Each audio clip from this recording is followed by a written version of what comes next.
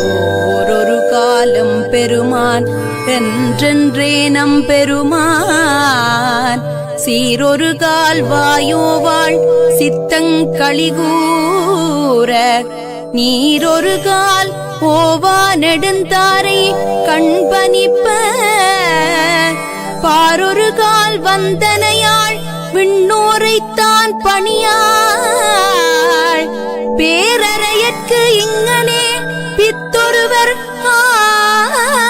மாறும் ஆரொருவார் இவ்வண்ணம் ஆட்கொள்ளும் வித்தகர்த்தாள்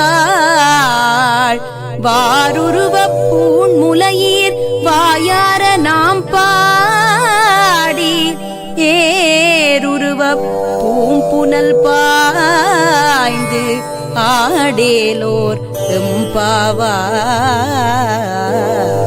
மாணிக்கவாசகர் அருளிய திருவெம்பாவை. பாடல் 15. விளக்கம். இறைவனால் ஆட்கொள்ளப்பட்ட ஒருவரின் நிலையானது எல்லா புலன்களும் அவனை நோக்கியே நகர்ந்து போகும் பித்தான நிலை எப்படி இருக்கும் என்பதை இங்கு மாணிக்கவாசகர் காட்டுகிறார். அழகிய மார்பு கச்சையும் ஆபரணங்களும் அணிந்த பெண்களே, நம் தோழி எம்பெருமானே என்று சிவனை ஒவ்வொரு நேரமும் அழைப்பாள். அவரது சிறப்புகளை நிறுத்தாமல் பேசுவாள். மனம் மகிழ இவ்வாறு அவள் அவரது சிறப்புகளை பேசுவதால் கண்களில் கண்ணீர் தாரை தாரையாக பெருகும்.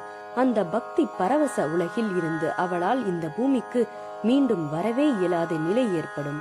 அவள் விண்ணில் இருந்து எந்த தேவன் வந்தாலும் வணங்க மாட்டாள். சிவபெருமான் மட்டுமே தனது தெய்வம் என்ற நிலையில் பித்து பிடித்து நிற்பாள். அவளைப் போலவே நம்மையும் ஆட்கொள்ள காத்திருக்கும் வித்தகனான சிவனின் தாள் பணிந்து பாடுவோம். பூக்கள் நிறைந்த கலப்பை வடிவிலான குளத்தில் பாய்ந்து நீராடுவோம்.